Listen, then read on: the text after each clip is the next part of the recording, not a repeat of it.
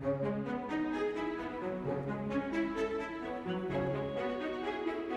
everybody and welcome to episode 67 of Competitive Magic with the Karnies. I'm your host from Italy, Andrea Mengucci, and joining me as always we have Javier Dominguez from Spain. Hello everyone. And Anthony Lee from Australia. Hola. Welcome to this episode of official previews of Murders of Karlov Manor. This is a tradition that we do before, kind of every new set, and actually an episode that I really like. I'm kind of excited for today. We have a bunch of cards ready to talk to you about. We're going to mostly focus on Modern and Standard, because as always, we've been saying in this, weeks that we're preparing for the Pioneer PT, where we all compete, so we don't want to, release too many information of what we think. But outside of that, it's going to be a very exciting episode, guys. So I wanted to ask, do you have any favorite cards so far of this new set that you think you're going to be happy to play as? Something like, just anything. So while you think about that answer, I'll go first. I'll go with Thundering Falls. And that is the new land cycle that I think is going to be very exciting for for every format. In the newer format without fetch lands, it's a decent land with some card advantage. Sorry, not card advantage, card selection. And in the older formats, you even have fetch lands to go get it and surveil one end of turn. So I'm very excited about this card. I think you'll definitely see play in Modern, in my opinion. And what about you guys? Wow, I mean, the whole set just seems... It seems like a really strong set. I remember feeling a bit like this with Lost Caverns or Ixalan as well, where it felt like the set was very dense. Nothing really blew me away individually, but it just felt like every day there would be some new spot. I'd be like, oh, I could totally see playing that card. And it's even more so for this set. This set is really packed densely. I don't know if I could pick a favorite. I like a lot of the cards, though. I like a lot of them. All right, let's take a stance. One card. Oh, I don't know. I really can't pick one off the top of my head. Maybe once I've played a bit with them. Javier. Well, Javier, go first. I like the lands. Am I allowed to pick the land? Okay, you could pick a different one. Well, it could be the black-red land, I guess. Then Raucous Theater, I believe it's called. Anthony, yes. You already know every name of the set, so yes, classic Anthony. It's Raucous Theater. What's it called? Raucous Theater. I can't. R-A-U. What's it spelled? Yeah, Raucous Theater. Yeah. R-A-U-C-O-U-S.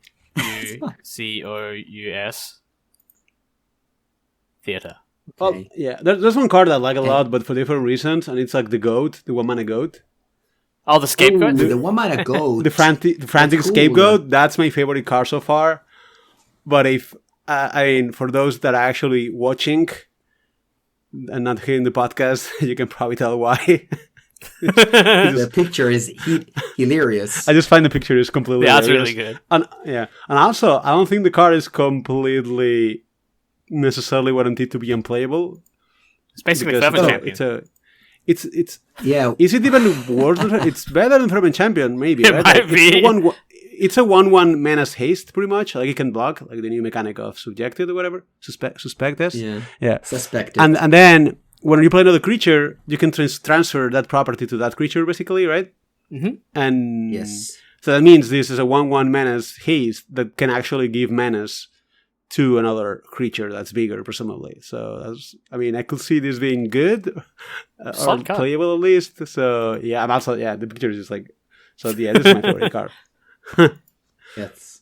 It's also very frantic. Cool. Like, it's definitely, the art has a lot of movement. I just feel like the goat is just like about to jump up out of the card, which I think, I like the art like this, where the cards are certainly doing something and it feels like they are. This one's alive, yeah. It's definitely alive. We wanted to talk about some of the new cards again in those formats. But I wanted to ask you and Anthony, what do you guys think about these new survey lands? Do you think that they will see play in Modern, or do you think that tap lands are just not good and you shouldn't play tap lands in your modern deck. Well, we already play tap lands, don't we? It's not like Triumphs are foreign. I think these are probably very comparable to them. I think they, on balance, I would expect them to be better. You might have to adjust your mana bases to account for cutting a colored source from your deck, but I would expect I'll expect these to certainly be good wherever you play a Triumph, and probably even in places where you didn't already. Like, I think decks that didn't play tap lands could probably play these. The only reason you wouldn't cut a Triumph for this, I think, is I might be misevaluating how good the Surveil effect is, but maybe for leyline binding considerations. But that's just to emphasize how good I think the ability to surveil one with a fetch land is.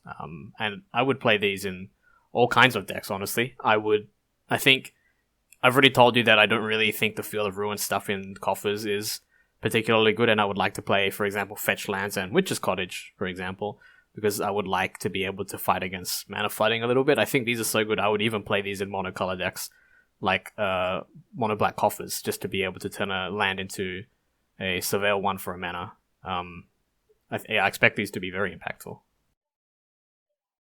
Yeah, so I think that Triumphs are good in Modern and playable in Modern because they discount Leyline Binding. So sure, they come into play tapped, but they actually are not that expensive for your mana base. Whereas like an actual tap land, rarely see play in Modern. Like sure, you have Catcher Triumph or maybe Colony Garden, but I feel like Colony Garden sort of gives you mana back immediately with the Court of Calling.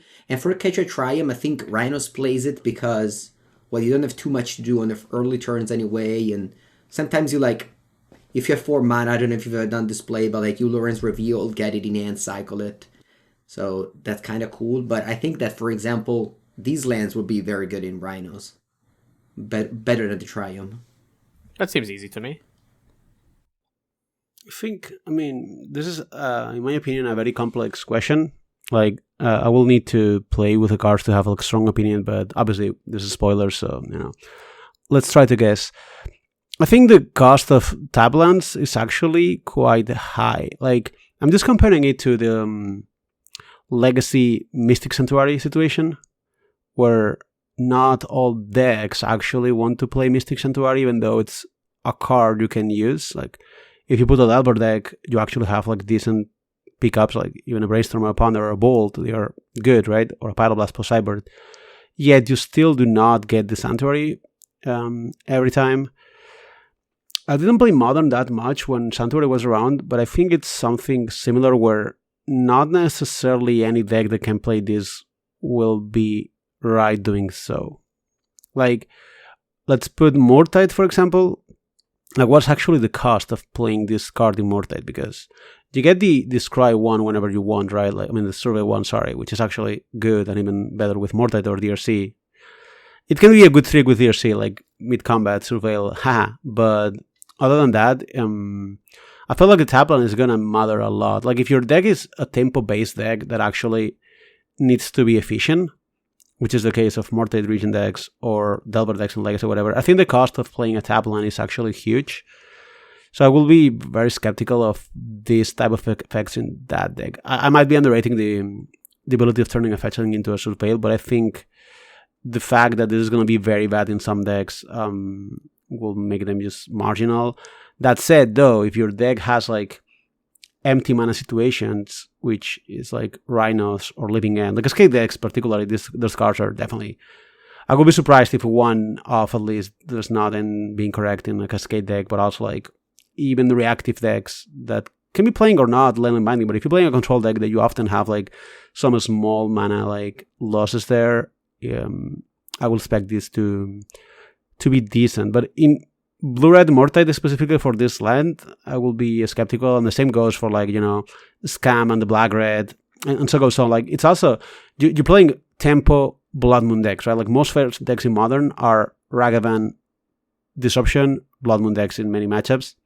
And if you're doing that, well, the cost of having a tap land, it's actually brutal. Like, it's not like, this is much better than a Temple, right? But it's not like Temple was on the table by any means at any point to be played, right, in a format like this. So I will expect this only to be good in decks that are like specifically combo-ish and with empty spots on the curve, and I will expect this to be bad in actual fair decks with an ABC plan of disruption, small red threats and moons. Low confidence on this, but that's my read on the situation. Yeah, I think it's also what it gives to your deck, right? Like, this kind of adds more to the decks, like the Cascade deck specifically really want to hit the Cascaders, right? Like, for example, you even saw the 4-color Rhinos deck because they just wanted to fit more Cascaders, because it was just like that important to hit one of those specific cards, whereas Murktide doesn't really have that kind of overwhelming pressure to find like a certain card. It just has to, spend its mana efficiently, I think. So, yeah, I agree with that, I think. I think this card is quite a bit worse in fair decks than unfair decks, and at the moment I think the unfair decks are mostly the Cascade decks. Well, mostly Living End. Rhinos is not really an unfair deck. That's just an unusual case where this fits there. Maybe it is only Living End that this particularly benefits that's an unfair deck, and Rhinos that's a fair deck. I don't really know if I would play this in Yawgmoth, for example. Well, the thing with Yawgmoth is it fights with Dread Arbor, for example. Yeah. And it is not clear which one is better, but like if you add 2 of these and you also play a Colony Garden or 2, like you start having like a lot of Tableon draws. They stack you're playing up. Modern, like yeah, they stack up a lot. So I will not. Also, this is a deck like it doesn't play the manufacturers anyway. Like I don't think that will be good enough for decks like Yawgmoth, from my first impression. I have as I've been hearing you, I had some opinions. So first, I think that what you said about top lands, it's super true, and I've been like a hater of top lands, for example, in Zoo, where I think that you were playing top lands to discount Sign of Draco, but if you start cutting Sign of Draco, then you'd rather just be able to curve out 1-2, 1-2 on turn 3, and I didn't like top lands there. But at the same time, Murktide, sure, some decks you curve out, so sometimes drawing this as your first or second lands is awful, but some other games of Murktide are very much like Drago. For example, the mirror match or against some Rhinos sometimes. You get into this like Drago situation, and just having a survey land instead of a Steam Vance end of turn, I think it's huge. And I think just having one in your deck, I think will improve your deck. Well, that's one thing. I thought of this for a moment, but I realized like the combo decks in Modern right now, except Amulet, they actually can operate an instant speed. So that's a big issue there. Like sometimes you pass 2 mana up with Counterspell and Fetch Land, but you cannot go like end of turn get on dual land because they could have the Court of Calling or this Cascader. And that is a very big issue, I will say. Specifically for Murktide. I mean, you play this wisely, like you don't just, get it because you can, but let's say if you have 3 mana on tap and, your opponent passes the turn, sure, like obviously you think about the Violent Outburst and Court of Calling, but there's definitely, like, ever since this card got spoilered on my, and I've been testing for Ghent, a lot of Murktide decks, I've been thinking about this. Every time I was fetching a Steam Vance end of turn, I was thinking if I had the first one of these in my deck, and it would be super cool. Maybe it's good enough. It could be good enough. Yeah. I'm saying like the point here is not that it will not be good when it's good. Like the point here is like when you draw it naturally, it will be like, yeah, that's the thing. Like exactly. The way you're doing it, like you're only testing when it would be good, which is very easy to see. Like basically, anytime you fetch a tap Steam Vance, you're like, oh, this would be good. But you're never seeing the spots where you draw it, and you're like, oh, this is very unacceptable. Well, so, you should also, you should try and be like, whenever it draws Steam Vance, it has a 33% of not coming into play in tapped. Of course. And if you it's think the same problem with, with like Urza Saga or, those cards that have like Pithing Needle is great to have in your deck, but it's bad to draw. You those sort of things. It definitely, I think in decks that rely on grinding and tempo, this is even worse. Like it's not like you're playing Tron, you're playing middle, you can just mulligan it away, right? But if you play Murktide, you actually want to keep most hands. Like in Murktide, if you ever mulligan a hand because your land is tapped, that's a massive disaster. Like that's just unacceptable bad. And I will be scared of this. I mean, you will have to test and see. Like definitely not easy. But I think something said just like if you want to think like I could fetch it, you also have to think like, well, this steam vent might not be a steam vent; it could be a Thundering Falls, and then operate from there. I do want to point out that there is also the converse argument that you might say, oh, I have to mulligan this hand because this tap line does nothing for me, but maybe it's possible that you can keep more hands where you get easy access to a Surveil. Actually, I don't think that's true. No, I don't think that's true because then forgetting a tap line when you're light on lands is actually worse. Like it could be like this in a smaller format, but in Modern, like if you're playing a tempo deck, that's already bad hand, right? Like if you have no removal, no play in turn 1, and you have only one land, like what do you have if you play more like on the draw? Let's say you have Thundering Falls and a Mishra's Bubble, then it's like a spell basically. You can bubble yourself, see if there's a land. If not, you put it in the graveyard. So I guess that's that cool. one lander with bubble, it's decent. One lander like this without bubble, then sure, it's much worse than a steam vent. But I think you have some. The thing is, some combinations there. You also have a DRC, so you can actually go like steam vents, DRC bubble, and suddenly you have the same surveil, but you have a DRC in your battlefield. Like I think. I don't know. I will be skeptical of blue red because I think there's situations where it's gonna be good, but I think the bad ones can be like very, very bad. What about what do you think are other decks that will adopt this? So we've been talking about Rhinos. I think it will adopt it. You've said Living End, but I think Living End is actually a mana hungry deck. So I think that's a deck you where actually need to. Surveil is like so good in that deck. Like if you mill but it's true that the deck uses a lot of mana. I think maybe Living End. Yeah, is like not, Well, Boros Burn will definitely play 1. I will say. Boros Burn. I think Burn will definitely play 1. Like it did. It's a good, easy one. Then you have the control deck with Vren 6 maybe that can play some of them. Yeah, you can probably play 1 there. You will probably play 1 in creativity decks, most likely. Yeah.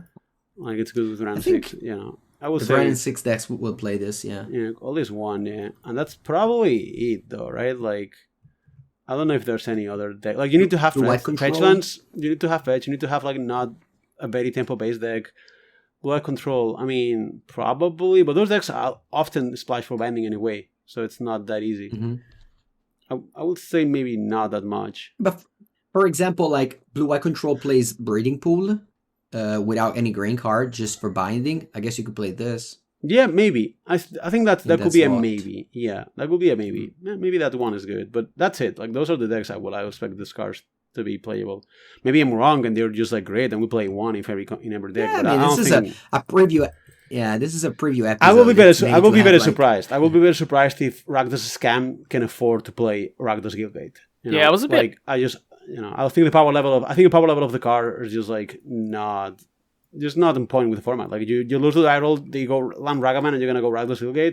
Come on, no. Yeah, I was a bit higher on this before talking about it. I think, especially when I had initially thought, oh, maybe you can keep more hands, but then halfway through the sentence, I was like, oh, that doesn't actually sound very appealing when I think about the actual hands that would have this or access to this.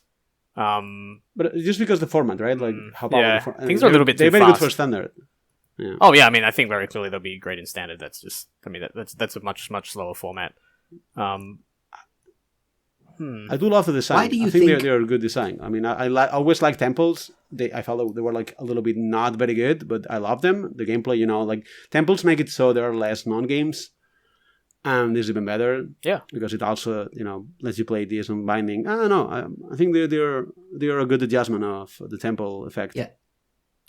So, like, in Standard right now, you're saying you like this in Standard, but, like Temples weren't that good in Standard. They were great. Recently. What are you talking about? They were legal. They were really, really good. You think so? Yeah. Okay. I really believe so. The first time they were great. Second time they were just fine. I think Fires of Information decks played some of them. Temple of Mystery was not a 4. It wasn't even played. It was a 2-off maybe, right? Yeah. Some of the Ram decks or whatever. They were just... They were like fine to play, but other than Fires, they were just very weak. Like at the end of the format, they will not be seen play. Yeah, I remember... as you said, the first time they were in, everyone was playing Temples with Abzan and and stuff like that. But the second time they came, people kind of, yeah, I remember how like, they weren't very much played anymore. It was Power Creep 1 and 2. Like the first temples were like in the Course of Crucifix, Sylvan Created World or whatever. Yeah. Like it was not that much about the temples, but about like the kind of decks where temples are good, because temples are not good in every deck. Like you're not going to play temples in Manor at aggro. Temples are good in like decks that are trying to delay the game, but also having like a good mana base in that regard. Like, decks where you can exchange the tempo with like card quality for tempo, right? And this means basically tempo is a bad cantrip in a way. That's a land. So if your deck can afford to play cantrips because you go in over the top by having like 6 mana Elspeth Sun Champion or like any kind of combo or very strong plays that can come back, then you actually want temples. If you're trying to just like go 1, 2, 3, pray for the best, temples are not good. And on the first time, the decks were like that. Like, as I said, like Sylvan Created, Course of Crucifix, like Siege Rhino World, right? Siege Rhino is the type of card that leads into decks where temples are good.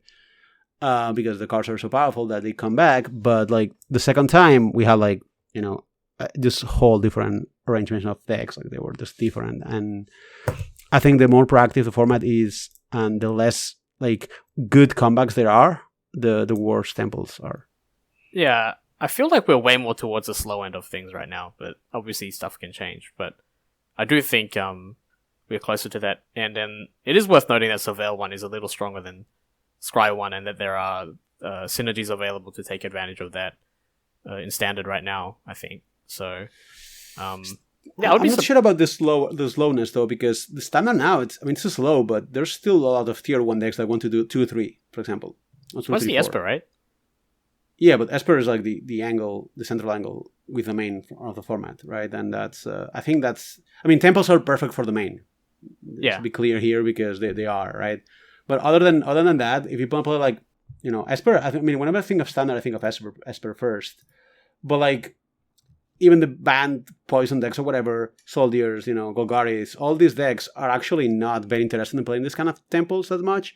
Like, does Golgari even want to have temples? Just because they have Restless Cottage, right? Which is definitely better, right? And yes. Does Soldier even want to play temples? Not really, because the mana stacks. Does Poison want to play temples? Well, probably not, because they're trying to actually, use a tempo. So it's like, those decks do not use temples. I think it's better for the main. And I think like the Rakdos decks might actually use some amount of temples. But they can also use not that many temples, because the cards are good, but they're not exactly like that much of combat cards, I think. Yeah, like, I agree. They are proactive cards. Like, I think the first time temples were particularly good, partially because of that. Like, Elspeth Sun Champion had a large effect on this as well. Like, I feel if Carnosaur was a dinosaur that made a sweeper or something, I think that would be better for temples, for example, because suddenly you will want to play temples in Black-Red, for example. And I think that's maybe the case. So I agree that things are not very fast, but I'm not sure this translates into temples seeing more play, because if things are not very fast in this way, like Domain and Esper being the best decks or whatever, this means if you have to go under, you have to go under for real.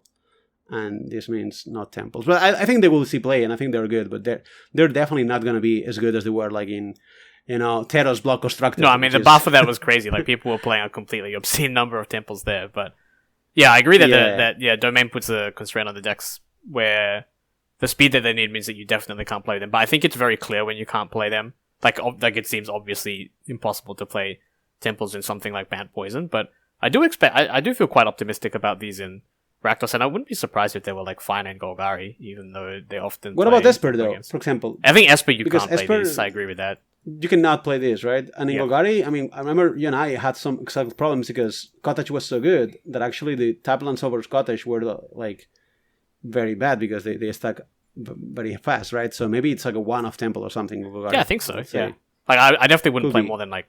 I think I'd probably play one, maybe not more than two, but it seems powerful enough that maybe it's good, especially with Tortoise or whatever. But that's very good with Tortoise. That's the main thing. All right.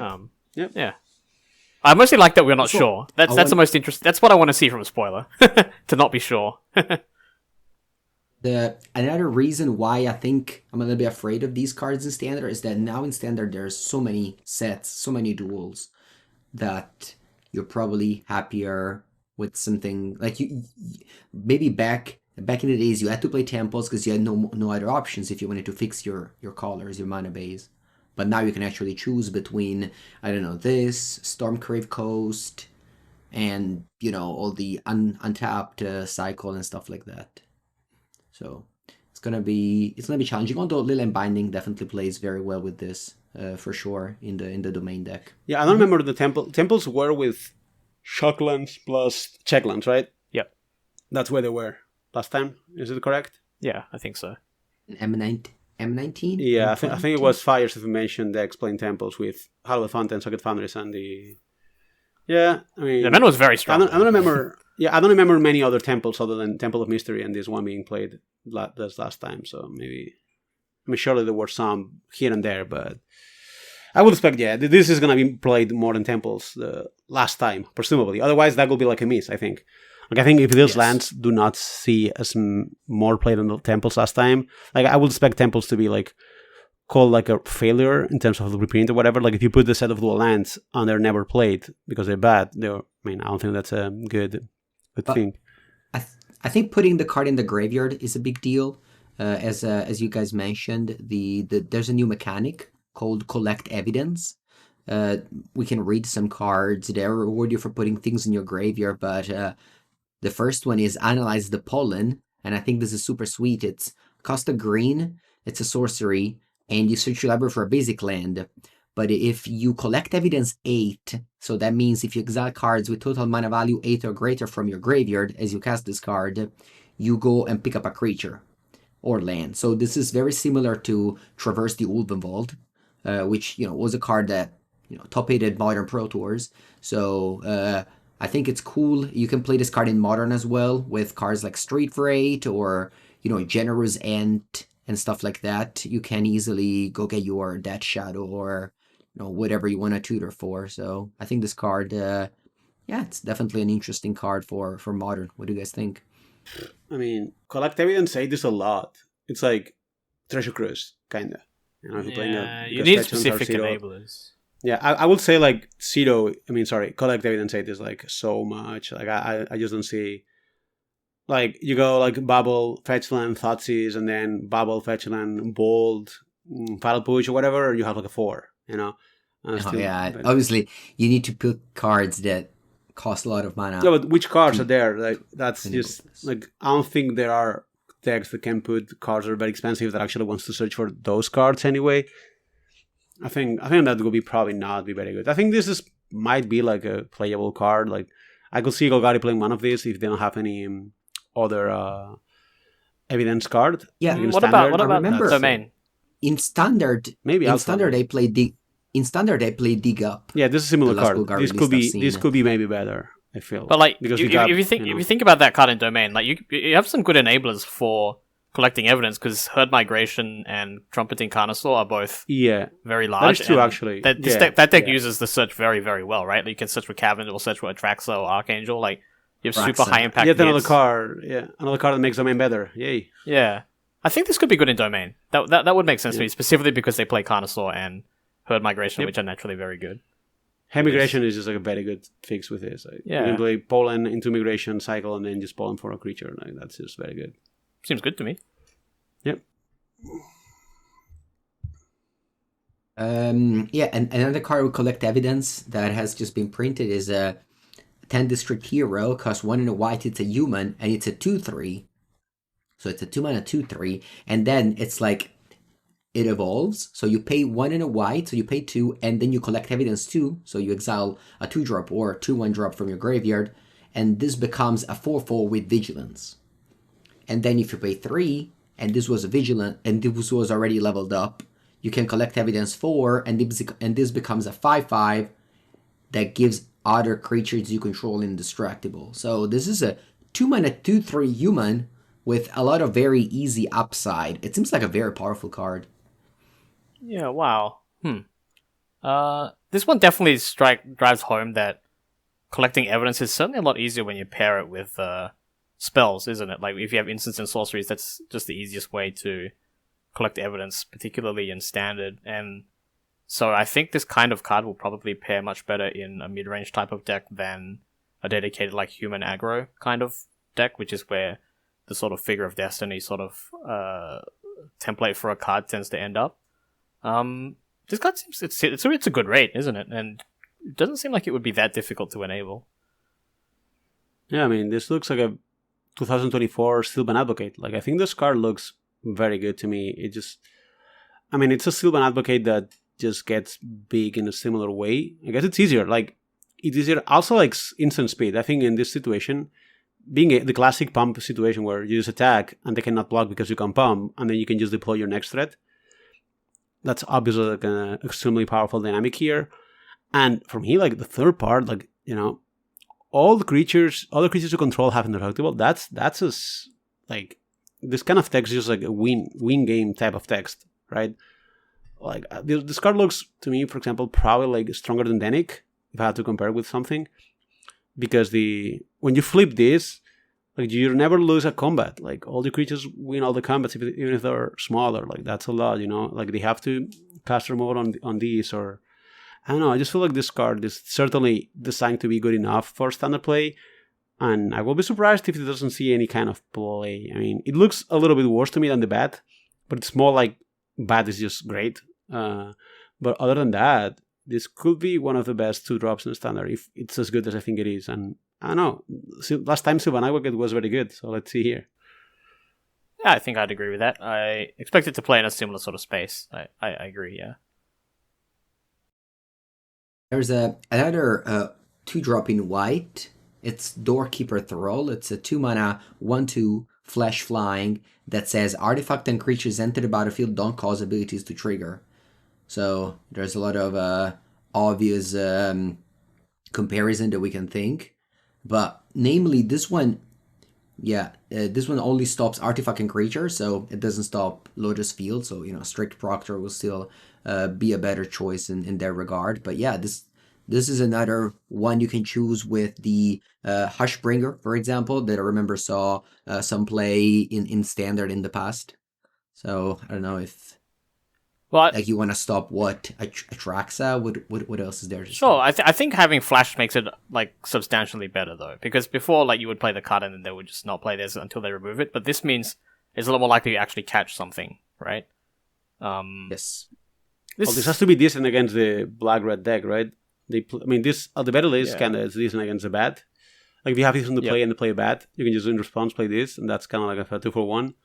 But then you can play the response to like Karnies or Appraiser. Like, I mean, I thought this would be bad, but maybe Anthony just pointed like the instant speed is like maybe good because you counter that trigger or whatever, but also they have to still kill the creatures to get future triggers. So it's like the other card, but also the first time is not guaranteed, but like way more likely to succeed. So maybe good. It was also pointed out. List, yeah. It also was pointed out to me that it turns off the One Ring's protection ability, which is kind of funny. If they try to play the One Ring, you can catch it. I don't know what deck would use it though, because they aren't really small white creature decks. White Martyr. Yeah, but that's an interesting application. In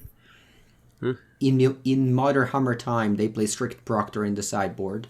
Or I remember also playing Ashbringer. Well, this looks better, right? Like instant speed is definitely much better in Modern than it is in Standard for in this kind of deck specifically. Also with Saga or something. So and flying. Yeah, I think this looks good for Modern. I mean, not good, but like I could see this being played in Modern. You know. Yeah, you can play this in against Amulet Titan. Although I guess Valakut still kills this. Yeah, but you can just play it in response to the Titan, and maybe that's enough, or in response to Solitude. I mean, yeah, this has some uses for Modern if you're playing Hammer.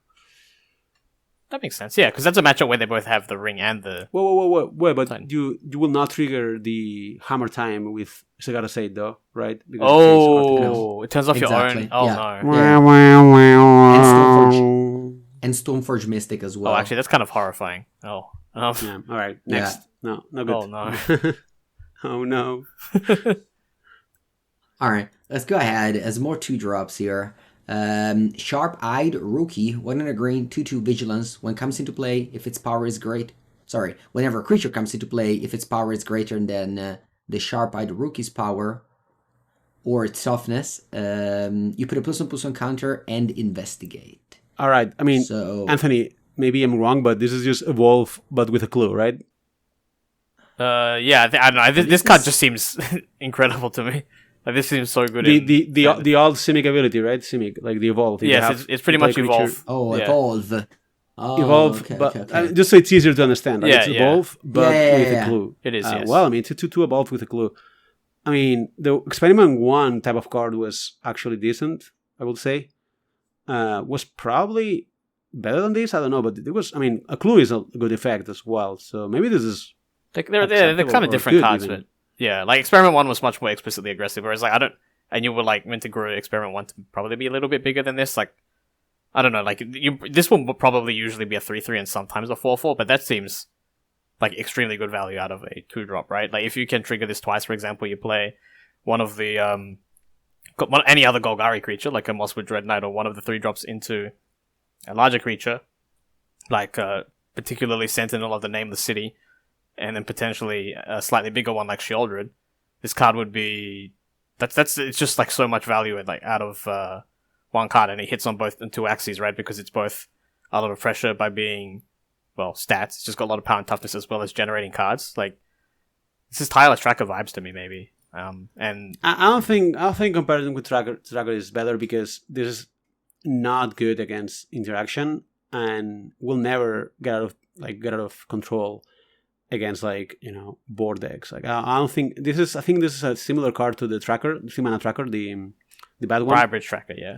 Yeah, that I think this is a little bit better than that one, but I think comparing this to the Tireless Tracker is really not realistic. Like, I think it's setting up for disappointment in terms of, like, this is not. Oh yeah, Tracker's kind of never an absurd card. Yeah, but and this one is gated. I know. I mean, Tracker will be a good card in Standard, but it also will not be the best one ever or anything. But it's I think it's a good to drop, but I'm not sure how good it will be. Like in Golgari, this is still, again, worse than the bad, probably, right? And still worse than Mosswood, so maybe, like, it's like a cure filler. Like, definitely this sets the low on the 2-drops that are played in this kind of decks. Like, this is better than Underdog, Tough Cookie, or whatever kind of 2-drops you can think of in the Standard, or red, black and green.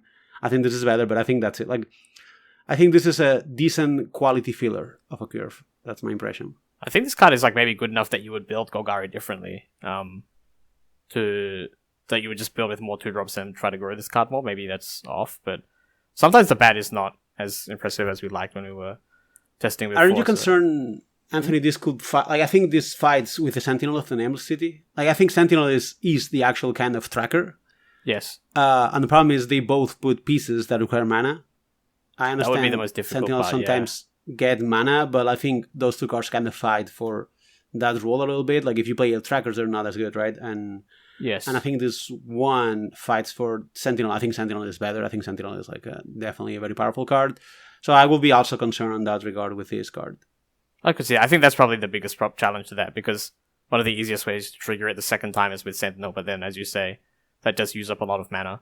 I don't know, maybe if there's some way to exploit that, like maybe you can find a way to use all these game objects you're generating, but yeah, in terms of the natural use, I think that might be the biggest problem for this. It's good with Preacher also, right? It's also good with Preacher. Like, to be fair, it's easy to convert this into a 4/4 mana, investigate twice, right? 4/4 mana. Like, it's, I don't know, maybe this is good. Maybe this can be in a spot for some of the bats, actually. That's what I'm thinking. It also attacks fast. Yeah, like, maybe this attacks fast enough. Like, if you go these into Sentinel, into another Sentinel, that's, you know, that's kind of the thing. Turn to, yeah. Like, the specific place where you want, like, a 2-drop that puts a lot of pressure is the same place where the bat is particularly good, right?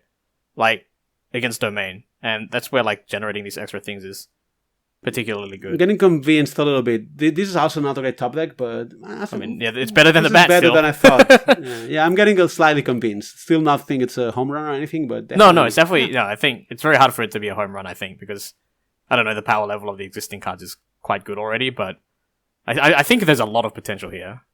So I wanted to highlight this one in particular.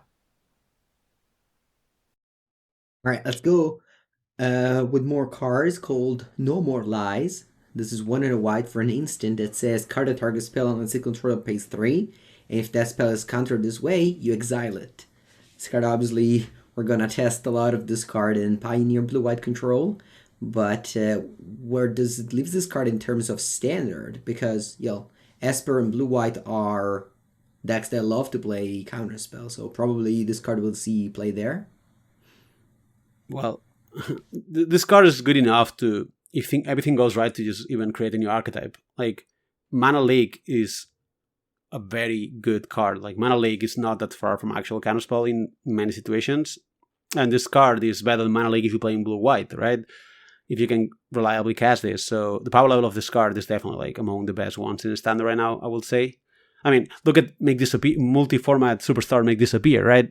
It is a worse card than this. And I will expect this to be good as long as it has home. Like, I say this because it's very important to frame that especially reactive cards really depend on what they're, being played with. Like, if you have excellent removals or excellent interaction, but your cards are actually not on the right power level or not well aligned in the format, it doesn't work. And I also could see this happening. Like, imagine you playing a format where all decks are 1-drops and domain.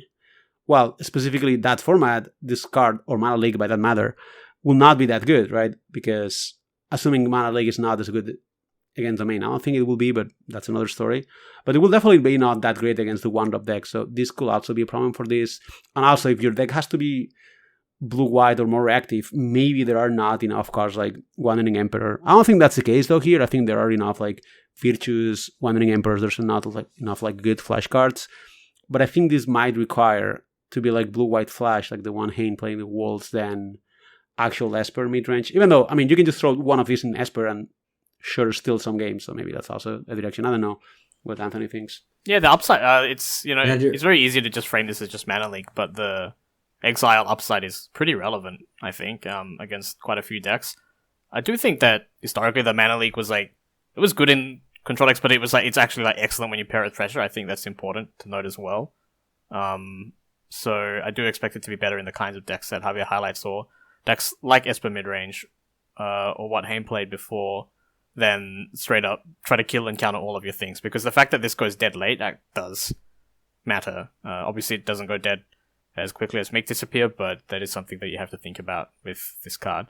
Although maybe then the exiling effect is higher upside in those decks that tend to care more about not being 2-for-1 by certain cards like Denix, so maybe that will compensate that effect as well. But I do think that Mana Leaks are not unconditionally good. You have to, they are very strong, but you have to. There are some deck building constraints there, I think. Yeah, no, they are. But I'm saying is this card could be good enough to build a flash deck. I think Mana League was definitely the difference between Delver back in the standard being the best deck or just a random bad deck, and it could be the case here. Where if you're playing domain against a blue-white flash deck and they have 4 Mana Leagues, well, that's trouble. Even if they have Coven of Souls, you're gonna still Mana League is so cheap that it's easy to just attack the bottom or whatever. But the flash deck was really close before, right? We were really close to finding a really good blue-white flash deck for Worlds. So I could see that being an option for this card. Definitely, Anthony's point of this is not a great control deck, a card. Mana League, I mean, control is where Mana League gets much worse than Counterspell, right? And because you're building a deck to go super long, well, in the super long games, Mana League gets worse, so that's a little bit of an issue. But if you're building a more tempo deck, I mean, the first copy you put in Esper is going to be fantastic, I would say. I agree. It's much better than the Make Disappear, I will expect. I could be wrong, though. I could be just overrating this card compared to Make Disappear, because we never had the Make Disappear versus Mana League situation. But if testing shows that Mana League is actually worse than Make Disappear against Domain, because, sacrificing a creature actually doesn't matter as much when you're trying to actually counter these, 6 mana spell when they have 10 mana. I could be wrong. On the surface level, obviously, Mana League is much better. No more lies in this case. But, I will not count Make Disappear out necessarily. I agree with that. Multi-format. Staple. I think that two other good things that go for No More Lies in Standard are that Investigate might be a playable mechanic, like Throbbing Inspector could be playable, I don't know. Or the one that we've seen before, as well as a Raffine, you discard this when it's bad. Or, I don't know, Fable is banned, but I'm sure that there's some more looting to be done, so I feel like those are some things that or worth highlighting. I love the name, by the way. Let's go ahead. No, yeah, you can link this for a lot of comedy value. I want to put that out there, you know. So don't forget, no more like this is a great name. All right, let's continue with some 2-drop instant speed. This time is blue and a black. Drag the canal. There's an inspector in the just finding a dead corpse in the gutter. That's pretty funny art. And it says, create a 2/2 blue-white detective token, and if a creature died this turn, you gain 2 life, surveil 2, and investigate. This is very powerful. Like, this can either ambush a blocker, let's say they attack with a 1/1 or a 1/2, you play this and block, or, you know, they killed your creature, and then you make a 2/2 and you do all this sort of things for just 2 mana. Yeah, this card seems great. Yeah, it just seems like a lot of value if you turn it on. Like, that's... I don't know, it's so much for 2 mana. I don't know, the rate just seems really pushed to me. I don't know if it's trivial. How do you turn it on, though? I don't know, cut down or something? Yeah, I guess this might be good, but it's not the automatic, like... I think this card being so much worse than the other twos, like, I'm thinking of Mastermind, Denic, Virtue, and Bat. Like, all these cards seem better than this, right? Yes, Yeah, I think in something like Esper, this doesn't work that well because Esper is somewhat more creature-based because of Rafine. Like, this doesn't play better with Rafine than a lot of the other 2-drops, and that deck doesn't play necessarily like a ton of natural removal, but I feel like maybe there's this, for example, you see a little bit of like blue-black mid-range or similar decks, and this might be good there. I also don't know if it being an instant or sorcery could work out to be an upside in some other sense. Like, for example, like with cards that collect evidence, the fact that this is an instant or sorcery that generates a creature might make it better than a creature, because you can build your board as well as put things in your graveyard towards collecting evidence. So there's good cards with that mechanic, then maybe this is helpful. That is very true. Like, I feel like there's a lot of potential synergy. Yeah, this is definitely a good card. Like, for blue black, if you play blue black with removal, like a high cannon removal, this looks good out of value. I will expect this to be bad in Esper, just to be clear. But yes, I actually think you're right on the. Man, this could be a look. I mean, 2/2 for 2 mana, gain 2 life, surveil to investigate. It's not bad. Yeah, just the rate just seems incredible if you can turn crazy. It on. Yeah. All right. We have Lost in the Maids now. This is X blue for an enchantment with flash. When it comes into play, you tap X creature and you put a stun counter on them. That means that if they would untap, instead you remove the stun counter and they don't untap. And then it says, tap creature you control have X proof. Okay, so what do I see with this card? This is either a combat trick to protect your creature, as well as a potential fog, like similar to the March, the blue March that you play in Van Toxic. It just gives you upside after it as well, right? Like, you can protect any of your creatures. It can also do both at the same time, I guess. But that's true. I don't know. See, this seems like the flexibility of this is really impressive, I think. I could see, because you can also tap your own creatures, of course, to protect them even if they're untapped. But once you're attacking, I think this is quite an impressive card, right? Because it's just incredibly good at racing. Like, you play this, you can tap their creatures, your creatures can't be removed. You'll probably win any straight up combat race. I don't know, like, it's just extremely flexible. Like, it might be good at 2 mana, it might be good at 4 mana. I'm not entirely sure where I would put this. Because again, like, it doesn't fit very neatly into existing decks, I think. Maybe you could play one in Esper or something, but that seems like a little bit of a stretch to me. But I don't know, the flexibility of this is really striking, because it's not only flexible in terms of function, but also in terms of scale, right? That seems like it has maybe a lot of potential to me, particularly because standard goes slowly, so any card that scales to mana is quite interesting to me.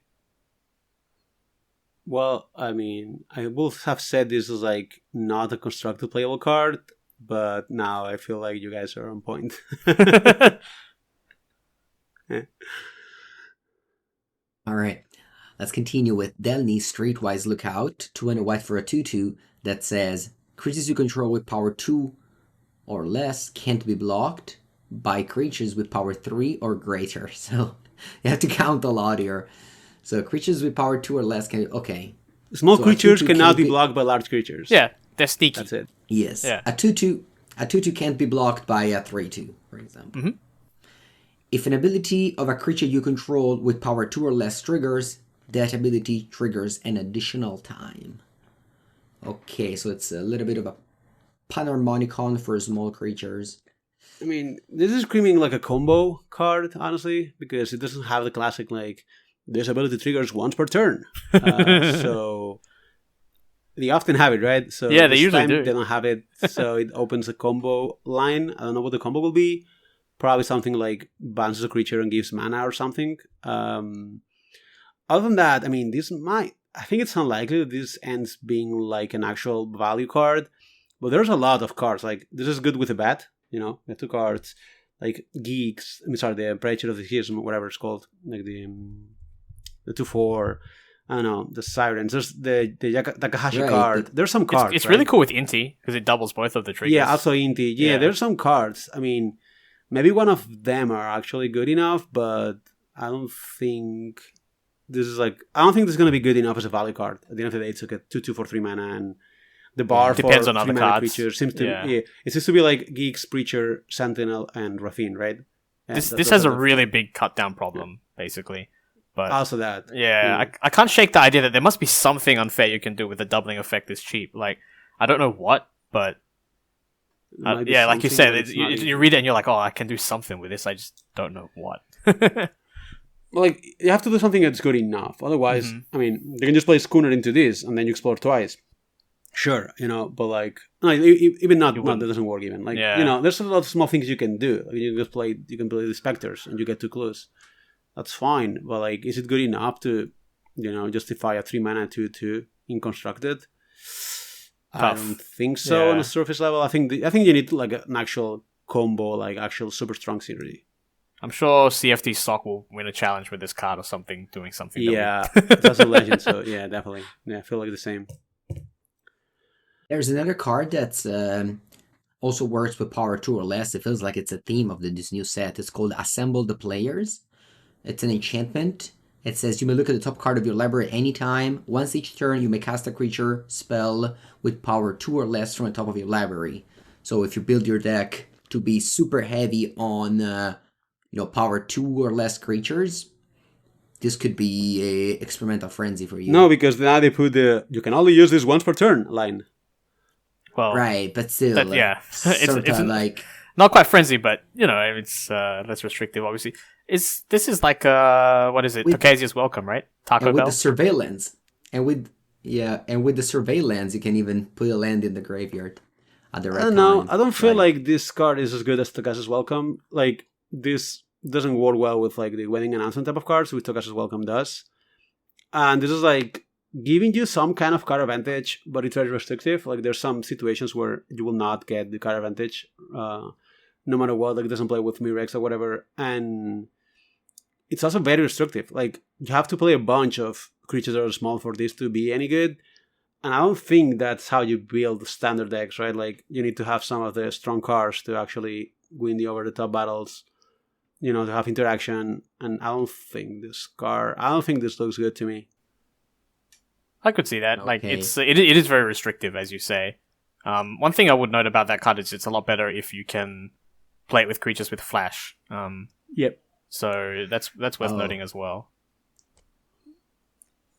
Again, Fairy Mastermind. Okay. Yeah. Yeah, we have. That's my favorite World Champion one card. more enchantment. When one more enchantment, it costs 1 white red, and it's an anthem, so it gives your creatures you control +1/+1, as well as whenever a creature enters the battlefield, this one deals 1 damage to each opponent. So, yeah, token makers. You could play a red-white creature deck with Inti, this new card, the 3/3, 2 for 3 mana doubles the triggers, and a bunch of like small creatures with triggers, and that might be okay. But then you will be still playing against like Rafines and Sheoldreds, right? I think that's the issue with these cards. This is really cool with the red god, right? Or her Axonil. Yeah, like, that's it's very good with that god, and definitely good with the double triggers. Like, imagine you have the double trigger and the god, right? You play a creature random. Wait, does this work with the double triggers? Yeah, why not? It's a creature. Doesn't it? What? Can you just go back to Delny? You're the guy that knows the rules. I just don't remember the text on the card. Battlefield, No. yeah, it definitely it triggers. No, it doesn't double. No? Because doesn't Delny affect abilities of creatures? Yeah. Oh, if an Yeah, it doesn't work. It doesn't work. Power 2 or less. Yeah. This one is the trigger. Then it doesn't work. That's exciting. Border Sagro. Tragic. I don't know, like, right. this doesn't seem very easy to make work. Like, it might be good, but Tough probably call. will depend on how good the 1 and 2 drops are, to be fair. Like, those are the ones that actually for sure. making the difference, not the payoff exactly. Mm-hmm. Let's go with Trostani Tree Whispers. This costs 3 of Selesnya specific mana. And it says it's a 4/4 for 3, so that's alright. And then you pay 2, you give a creature Death Touch, you pay 1, you give a creature Vigilance, and you pay 3, and you give a creature Double Strike. So, yeah, a lot of things going on for this card. Seems, as they say, aggressively costed. That's exactly what I was thinking, Mingo. I was exactly thinking, wow, this is aggressively costed. Aggressively costed. Like, it doesn't look like a traditional good card, but I think it might be, just because, I mean, the base rate is not bad, right? Like, a 3-mana 4/4 is, fine, but I think particularly having access to the Double Strike ability is really interesting, because, we don't see a lot of Double Strike enablers in Standard usually. And this one seems like it's kind of a low opportunity cost, so it's more possible to create powerful combinations with this card. Obviously, the other 2 abilities are a little less powerful, but they do have applications. Like, being able to grant any number of creatures vigilance for a bunch of mana is like super strong against cards like the Wandering Emperor, for example. Death Touch might be able to let you attack through Sheoldreds or something like that, or Archfiends with a Dross. I don't know, maybe I think there might be something here. Particularly, I'm interested in the Double Strike ability. If we can combine it with something. I'm not sure what. Yeah, I think this card is good enough. Like, I think the rate that if, like, let's say this was Esper Colors, I would be like, well, this card's great. Like, we're gonna play this card. The issue with this card is it doesn't really have a shell to be played on. Like, there's no actual green-white midrange deck. And I don't think this card is good enough to actually create this archetype. But if there is a midrange deck that involves green and white, I think this card is like at least 1 or 2 off. It's just too good in combat. Like, having combat against this creature, good luck, blocking or attacking into this. Yeah. Yes, it reminds me of Gliss as well, because you can give a creature Death Touch Double Strike, so kinda none of your creatures are killable. Yeah, it's kind of like Gliss in terms of like, yeah, but Gliss is black-green, but Gliss is not the reason why black-green exists. You play black-green and then you put Glissa there. This is kind of similar. No, but I remember you were saying how like good Glissa is, and I don't say this is better, of course, but you can turn any creature into a Glissa. Depends on the matchup. Like, I don't think this card's necessarily much worse than Glissa. I think they're similar cards on that regard. They're just like a good 3-drop that's good in the battlefield, doesn't do that much else, just dominates the battlefield, kinda. But that's not enough to build a deck. Like, I will not build green-white midranges because this card exists. But if I will play green-white, yeah, I will play this. I think it's similar to Gliss. I think it's a fair comparison, actually. Okay, let's continue. We have Demand Answer. I see, Anthony, you suggested cards for Pauper. I didn't know you wanted to talk about Pauper today. No, what? Whoa, that's slander. You take that back. That's a horrible thing to say about me. No. Oh, this card's good. I mean, it's probably busted in here. I think it's just a great card, though. All right, let's read it. 1 and a red, instant. As additional cost to cast a spell, sacrifice an artifact or discard a card. That's super good, honestly. And you draw 2 cards. So this is an instant speed Tormenting Voice, but you can also sacrifice a treasure. This card is very good. Yeah, it is. Yeah, I was really impressed by this card. This is constructed playable right here. What do you mean you were very impressed? Did you play it with this already? Oh, yeah. Yeah, it was very good. No, I'm joking. Okay. That's cool.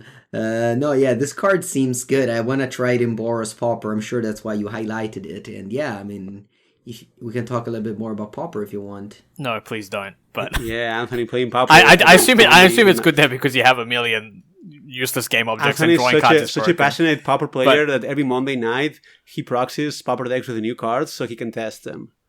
This is Javier. No more lies. No more lies. I'm paying a blue and a white. I demand answers. That's a counter to more lies. What did you try? Boros Synthesizer, Rakdos Madness. They're all the same deck. Just play some pieces and then sacrifice them to get some value. That's basically most decks. I'm glad, Anthony, you suggested this card. I'm not. Otherwise, I regret it. I didn't know what to say. I'm never sharing anything about- with you in my life ever again. Any comments? You can only post rares or uncommons. I like this card. Yeah. You can tell that we're arriving at the hour at the hour time. Okay. Oh, look at this, Anthony. I only brought one card to the Karnies. Is this a pauper playable? Escape Tunnel, pauper playable, ladies and gentlemen. Is it really? What's it? This is a what? What's going on in pauper? Why is this card good? So there's a couple of combo decks. One of them is called Tireless Tribe, and it's super fun. Basically, what you do is you have a 1-mana 1/1, and then you discard a lot of cards. You have like ways to return cards that you discarded, and then you give these unblockable, and then you change power and toughness. Boom, you win. I'm pretty sure this is the third time Tireless Tribe gets mentioned in this combo in this podcast. Really? I will patiently wait for next time. No? I don't know. I probably wasn't paying attention the first few times. Because you never pay attention to the pauper. No, I don't. You can also give unblockable to Sacred Cat. Bing. Also the ninjas, right? Wow, this card's actually You want to good. sacrifice a land to give your Sacred Cat unblockable? No. What? It's like... Well, yeah, but then you kill them. If you do it, you kill them, right? Well, with the Tireless Tribe, but Mengu just mentioned Sacred Cat. Isn't that like a 1/1 lifelink? Well, but Sacred Cast gets pumped by Baldur's Gate or whatever it's called. Oh. Yeah, so they die. what's Wow. it called? Okay, Mengu, I'm sold. This card's great. That's kind of interesting. What's it called? Come on, I played this from Basilisk Gate. Yeah. Yeah. I always think it's Baldur's Gate, much. but it's not Baldur's Gate somehow. Yeah, But it should be the Baldur's Baldur's Gate Gate. because it's a powerful Is one. it so good? Yeah. It's very good. That's really I interesting. don't know what the Baldur's Gate. Yeah, I mean, Is there a Baldur's Gate whatever. card? What's I in? just- What does it do? The actual. There's Baldur's no way there's a Gate. I think Baldur's there's Gate card. The whole set is called Baldur's Gate. it's a rare. It's a rare. Yeah, but it's bad, Is right? it really?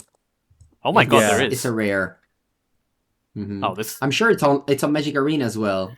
Yeah, it just adds mana to the number of gates you have, Oh, that's which is not very flavorful, interesting. but it's not common. So I think the other one is better. Just pump for 7. It's actually like Also, it's a rare. Who cares about rares? I only well, care look at about the commons. Yeah, exactly. From other people. Yeah. Oh Yeah. my god.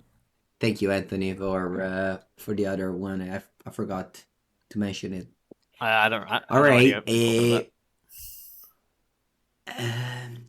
Okay, I think we arrived at the end of our suggested cards. Is there anything else you guys were thinking of suggesting to discuss about in this episode? we didn't talk about the ley line. The Ley Line, yeah, we missed it. Leyland of the Guild Pact. This card has a very weird cost, and they decided, you know what? We're gonna make it mostly green so that Are Leylands more Pioneer. greens for flavorful reasons or whatever? Are like Leyland's green? Or this is like, green devotion only matters for green Nyctos, so may as well just make it green so it has Could be that. it's playable. I don't know. I I can mean, see this either card's thing. screaming like some kind of weird combos, right? That's what it Alright, does. let's explain it. Leyland of the Guild Pact, it cost, how do you call it, hybrid mana? Yes, it's hybrid mana, and it's specifically Selesnya, Simic, Golgari, Gruul. All greens. Yeah. All green, yes, so Nykthos, Sunken Citadel, 4 mana on turn 2. If Leyland of the Guild Pact is in your opening hand, you start the game with it. Each non-land permanent you control is all colors. Lands you control are every basic land type in addition to their other types. So this is a Prismatic Omen sort of stuff. Yeah. Yeah, it's a There's a lot of hype more about this mana. card. Like, Is the- so there's a few things There's about hype, but it this. doesn't Does it seem get- very good, right? Like, how do you make this work? So there's two things. Yeah, right. The first one that people were talking about was combining this with Nykthos, which is potentially pretty powerful. Like, you can enable Nykthos with this like very well, right? Just being 4 green devotion that you don't have to pay for towards Nykthos, and you can activate the Nykthos pretty quickly with something like Llanowar Elves, and you have 5 devotion. That's kind of impressive, so maybe that's good. And in Modern, people were talking about combining this with various things, like Leyline Binding or Scion of Draco, or well, that's probably it, really. Spells like that. But why is that good? Like, I don't think it is. You're saving 1 mana. Like, That's the problem. You're Like, playing Leyland of the Mulligan because it's a that's mulligan, how I see it. and Yes. You pay binding for 1 mana on turn 1, and that's it. Well, that's the thing. And you lose a card. That's Like- basically bone shards, right? Yeah, like it's basically bone shots, but the thing is, like, if you save mana on casting your turn 1 Leyline Binding, that only removes a 1-drop at best. So, like, the value of your Leyline Binding is gated by the thing that your Leyline Binding removes. So if you're casting a turn 1 Leyline Binding, you're only killing a 1-drop with it, which doesn't seem very good. And you go down a card time. This has to be good with something that combos with Devotion, but also combos with each other non-land permanent you control is all colors, right? That has to be the that's key where the point. Scion is combo maybe with this. convincing. I don't know, like, because you get Well, all the one thing abilities. is, if this card, it's actually somehow, which I don't think it's going to happen, very good, it's also miserable, because it will be like the Fires of Invention effect, where Oh, no. then your deck is great when you have Lyn in your hand, and your deck is dysfunctional when you don't, It's even worse, which yeah. is definitely Anthony's best design for cards. So Ugh. from 0 to 10, how much do you like this card, Anthony Lee from Australia? So in terms of how much I like it, which is different to how good I think it is, I would like how this much you into- like it? How much I like it, Yeah, it's basically, it's like a 1 maybe, or a 2. I think it's closer to 1. And then in What's terms of the how Fires good of I think it Invention? is, it's also What's a 0? I wanna know a 0. the A 0 is like Fires of Invention. What's a 10? Just so That we I know also. really, really, really like the card. Yeah. Oh, that's interesting. I'm gonna say I didn't Bringer know of the Last it's Gift like in Fires Lost of Cabins Invention. Ixalan Limited. All right. That's like one of my favorite designs ever. Yeah. I didn't know you disliked Fires of Invasion. It's horrible. It's You literally didn't? one of the most miserable Magic cards that's ever been printed. I'll tell you what, me and Javier love Magic so much, and the only time that we've actually thought about stopping playing competitive Magic was Fires of Invention. Like, that's how bad it is. Here, I have this memory of you. I hope you remember. We were at the Mythic Championship, one of the arena events in the area where we had like snacks and such, and we were talking to a Wizard employee about Oko. Do you remember? And you were like, you have to ban it. It's impossible. It's unplayable. And he goes like, oh yeah, that was maybe, things like that. But he said, I love how we nailed Fires of Invention. I thought it was a great design. and stuff like Oh, that. no. Do you remember that? Do you remember that? Now that I think so, No. yeah. I'm pretty sure we're like, what?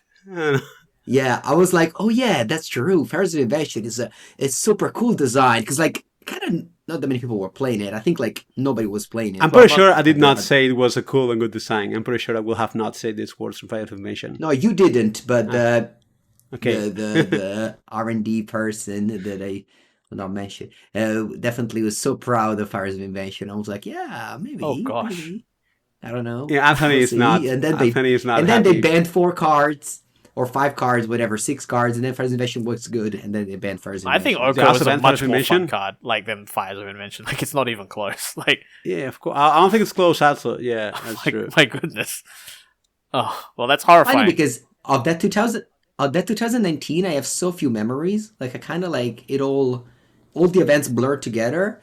But I remember this moment for some reason. Well, Probably at feels least you have some traumatizing. memories. Yeah.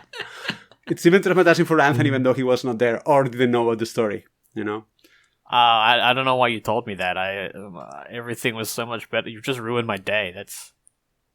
Oh, no. Good job, Mangu. Why'd Thank you you. do that? You did good All today. right. Thankfully for you in Australia, it's almost over, so it's okay. Yeah. Yeah, that's true. All right. I think enough for torturing Anthony for today. We can probably let him go sleep, right? Shall we? But before Javier, I wanted to torture Anthony a little bit more. What? All right. Have you played any tournament? I this did past actually. weekend, I Javier? did play. Oh, what format was it? I played the showcases for Legacy and Vintage. Oh, nice. Yeah, I don't remember the Vintage, but I think I won 0-2 or 1-2 or Okay. something in drop, or 1-3 or 1-4. I don't remember. I think maybe 1-5. I don't know. 1-4. Whatever. I just didn't win games. And I actually lost one of the games that felt like more losable that I have in memory, which is, I play a lot and I don't really use this kind of expression that often, right? Like, it was something like I had the game sort of locked up. I had like 2 counterspells and a Tinker. I was playing Oath. And I think I had to be like, I drew Citadel, so my Tinker got dead. And the 2 counterspells, my opponent had like 2 top decks and then Lurus, so I had 1 card down, and eventually I drew like 4 lands and died. Like, I just thought it was like 100%er, but I didn't account because I could just go counter, Tinker, win. but I didn't account on the chance of drawing Citadel, so my tinker would go down, so I will not be 100% to win. And I actually lost the game, and that was like completely like I was standing at the screen for like 10 minutes after that game. It was like I don't know what's going on here. Like I don't know how this happened. But yeah, and Sunday I played Legacy with Velber, where I tried a lot to play it well, like full focus or whatever, which is something I often do in Legacy. And I ended up doing 6-3, which is not a lot, but I got to 6-1. And I have been doing pretty poorly in the last tournaments online, the Mogs, Arena, whatever. So I'm gonna count this as a semi-victory in terms of, because I've been doing poorly for real. So I think this like 6-3. I won 6-1, so I had a winning kind of because I had decent breakers. So I went for that, and it was a fine experience. At least I got to play decently. I actually punted in the last rounds. I could have played better, especially the last one, but I was very tired, and I just should play better. I just failed to do so. Magic is hard, but I'm looking forward to try to do well in one of these once again, because it's been rough times on the tables. Yeah, did you see your friend Baku ended up splitting the final? I did, yeah. I'm the classic Baku winning a Legacy like every time. So yeah, it's insane. Like I believe he top 4'd the qualifier or whatever, like the other major event, and then he split the final with this time only 2 questing druid, but yeah, I mean, big fan of the counterbalance here. This time it's already in the main deck, like it's not even on the sideboard. One counterbalance main, one counterbalance side. Yeah, definitely. Like this is the Jujubin Blue-Red Delver splashing questing druid with even Portent and a little bit different, lining, but yeah, that's definitely the shell. I mean, he just does well with all kind of Delver decks, so this is definitely a deck expert. And we see here like the 4 bubble. I did like the Grixis deck, but I feel like at this point my conclusion would be like I like this mana base in the Timur Delver, but in the other Grixis one, for Eternal Weekend I tested some, and I ended putting one more land over one bubble. I played the 19 land. And for this tournament, I actually went back to 18 because a lot of good players were doing it. And I'm just like, I don't think that's right. Like, I just really regret not playing 19 lands this weekend. I just feel like, it's the easiest way to lose games. Like, yeah, I just went to 19 for the Eternal Weekend, but I just went like, there's a lot of players, like a lot of experts of that were wiki, whatever. They're playing 18, so I went like, I'm just going to play 18 because the good players do, but I think that's wrong. And going forward, I will definitely play 19. And I hope next time I play Grixis Delver, I will remember just to follow this one, because the rest can be very custom, but I think 19 is just better. Like, this deck is not built the same as the other one. Like, Grixis Delver actually functions differently. Like, you're not that often a full tempo deck because of the Archishmo Masters dense work. Like, often you actually just pass in the winner matches, or situations where both players have a Bowmaster, and not having lands there is extremely punishing. Like, you even have to play the counters differently. Like, try to counter more into lands, but not only that, like also having more lands helps a lot, and I think that's a big difference. I will take into account going forward. Yeah. All right, think that's enough torturing Anthony. Yeah, I agree. Hey, Anthony's happy. We can end this. Thank you so much, of course, for listening to here. If you want to join the Discord and support the podcast, the place to go is patreon.com/Karnies, where, again, we discussed about almost every format. So definitely it's a nice place to go. And yeah, that's it. And thank you for listening. I guess next week we will have some more previews and probably some modern results from the regional championship in Ghent, which I will attend in a few days. So I'm excited for that. Good luck. Good luck there, Mengu. Bring us a victorious report. Yeah. Thank you. We built you a great website qualification to. Thanks for listening, everyone. Thank you. Bye. Cheers.